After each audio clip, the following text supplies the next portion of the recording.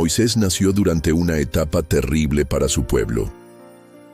Israel habían vivido en Egipto durante cientos de años. Se habían establecido allí cuando su antepasado José era el gobernador de Egipto bajo el mando de otro faraón.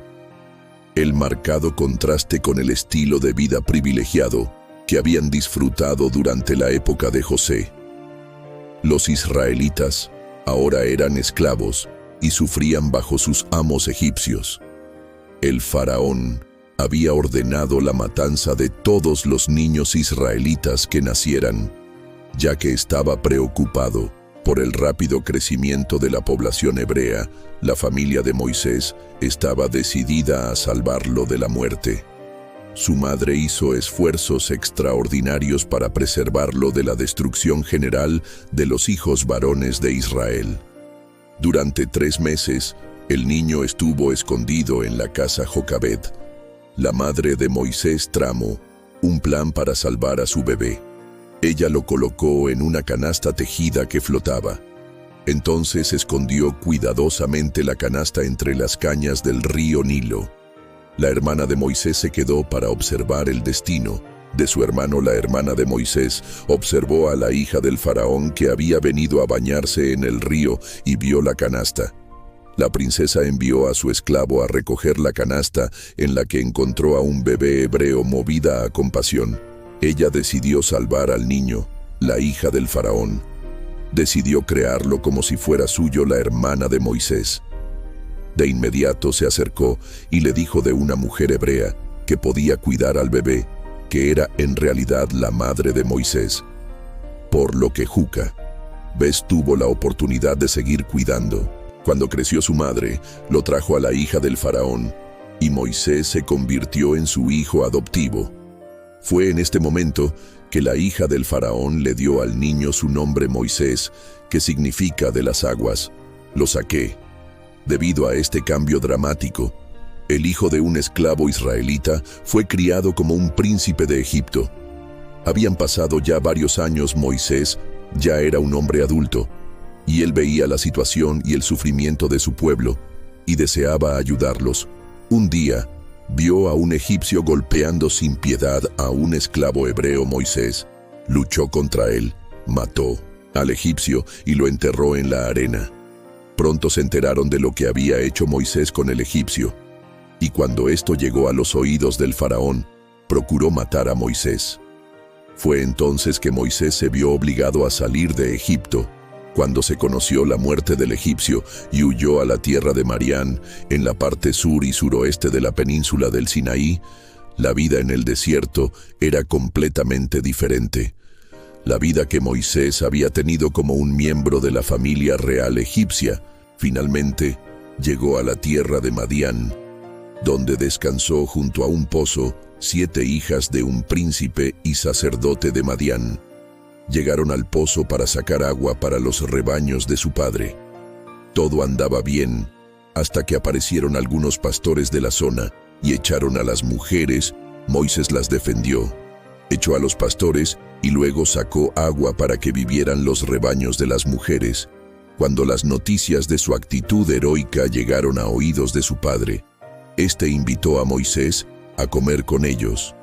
Con el tiempo, Moisés se casó con Sefora, una de las hijas de Jetro. Moisés cambió su vida por completo, viviendo como un pastor, y también formando su familia con software, y así vivió durante muchos años. Un día, mientras cuidaba a sus ovejas, en Noref notó un misterioso arbusto que ardía.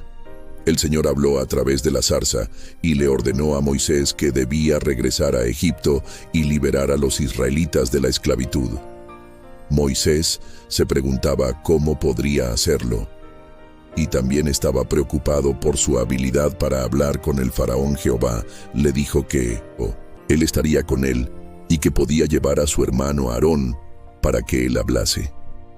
Así que Moisés regresó a Egipto con su esposa e hijos. Aarón se sumó a ellos por el camino, y ambos se reunieron con los líderes israelitas en Egipto. Pero los hermanos no tuvieron tanta suerte cuando se presentaron ante el faraón, diciendo que Dios quería que los israelitas fueran liberados. Faraón se negó rotundamente, diciendo que no conocía ni obedecer, y a su Dios ni dejaría ir a su pueblo como represalias por esta audaz petición. El faraón instruyó a sus capataces que dejaran de proveer a los israelitas para hacer los ladrillos. Ellos se vieron obligados a recoger la paja por sí mismos, pero debían producir la misma cantidad de ladrillos que antes. Incapaces de mantenerse al día con esta exigencia, los israelitas se volvieron contra Moisés y Aarón, culpándonos por la carga adicional. Moisés y Aarón no se dieron por vencidos, se presentaron de nuevo ante Faraón.